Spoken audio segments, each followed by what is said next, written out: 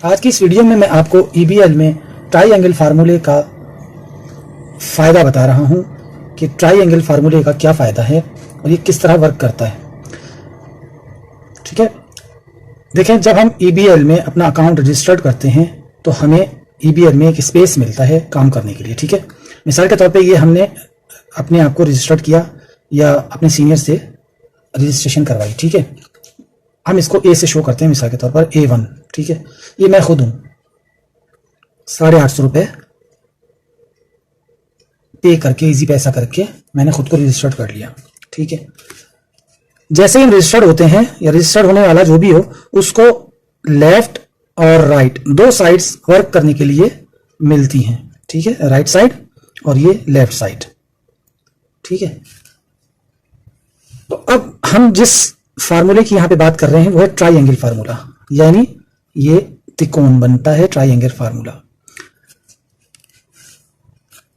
आपको right side मिली, आपको left side मिली, इन sides पर ये एम्प्टी होती हैं। यहां पर भी इसी तरह किसी को रजिस्टर्ड करना होता है जैसे हम खुद रजिस्टर्ड होते हैं।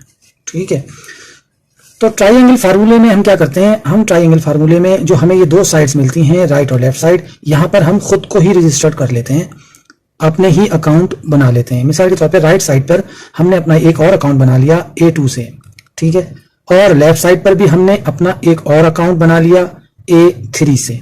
ठीक है, अब मिसाल के तौर पे जीमेल आईडी पर अकाउंट बनता है ना, तो पहली आईडी बिलफर्ज मेरा नाम अली, मैंने बना ली अली फॉर EBL1@gmail.com। ठीक है, फिर A2 ये मैंने बना ली अली फॉर EBL2@gmail.com।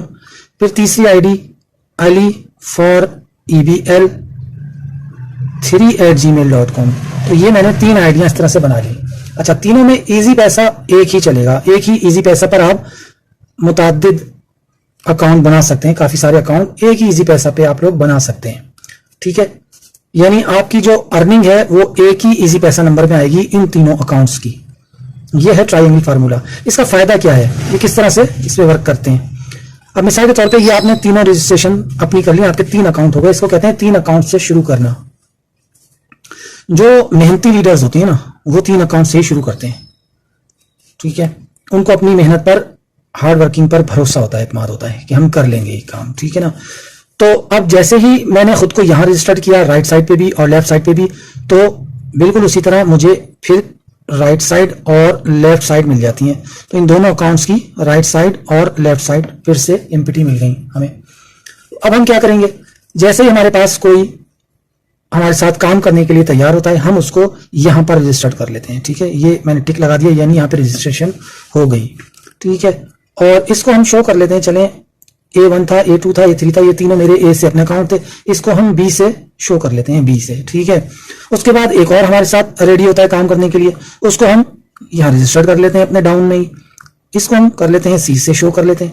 अब देखें, ये हमारा, हमने खुद अपना अकाउंट रजिस्टर्ड किया था। ठीक है, पहला और दूसरा, फर्स्ट पेयर हमने अपना खुद ही बना लिया था, तो इसके हमारे अकाउंट में आ गए थे 300 रुपए। फर्स्ट पेयर के 300 रुपए आते हैं ना। ठीक है, तो इसके हमारे अकाउंट में आ गए थे 300 रुपए। ये हमारा ट्राइएंगल हो गया था कंप्लीट। अब डाउन में हमने जैसे यहाँ राइट और लेफ्ट पे एक एक अकाउंट रजिस्टर्ड किया, तो ये हमारा बन गया पेयर A1 का, जो हमारा फर्स्ट अकाउंट था उसका ये डाउन में पेयर बना। जैसे ही ये पेयर बना, इसके हमारे पास चले गए 200 रुपए। ठीक है, उस अकाउंट में।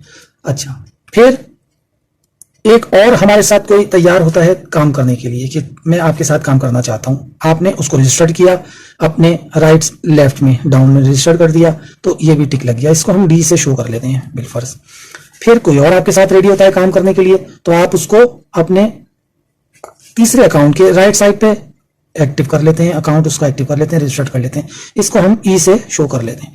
अब देखें, ये भी आपका एक पेयर बन गया। ठीक है, ये आपका A1 का एक और पेयर बना, तो इसके भी A1 के आपके अकाउंट में आ जाएंगे 200 रुपए आ गए। ठीक है, अच्छा, अब आपका क्योंकि ये फर्स्ट पेयर था, इसका ये फर्स्ट पेयर हो गया, आपके जो दूसरा अकाउंट था A2 वाला, उसका ये फर्स्ट पेयर बना, तो इसके आपके पास आ जाएंगे 300 रुपए। ठीक है ना, तो A2 के आपके पास फर्स्ट पेयर के 300 रुपए आ गए, और A3 का भी फर्स्ट पेयर बन गया था, तो उसके भी आपके पास 300 रुपए आ जाएंगे A3 अकाउंट के। ठीक है,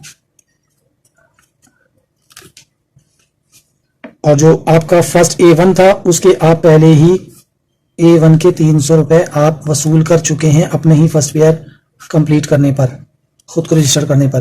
तो ये आपके जो अर्निंग है ये बन जाएगी आपकी 600, 900, 1100, 1300 रुपए अर्निंग बन जाएगी आपकी।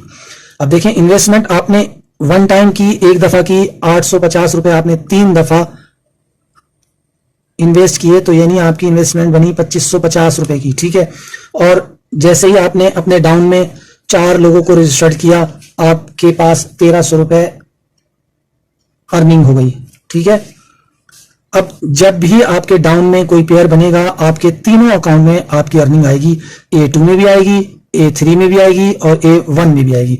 यानी इन्वेस्टमेंट आपकी एक दफा की हुई है, लेकिन अर्निंग आपकी तीनों अकाउंट्स में जाएगी, जैसे जैसे नीचे नीचे पेयर बनते चले जाएंगे। तो ये ट्रायंगल फार्मूले का फायदा होता है कि इन्वेस्टमेंट तो जाहिर है आपकी एक ही दफा की होती है, लेकिन अर्निंग अब आपकी लाइफ टाइम होगी और 3 अकाउंट में होगी। लेकिन मेहनत आपकी एक ही दफा होगी, एक ही दफा आप किसी को रजिस्टर्ड करेंगे, लेकिन अर्निंग आपकी तीनों अकाउंट्स में जाएगी। ये है ट्रायंगल फार्मूले का फायदा।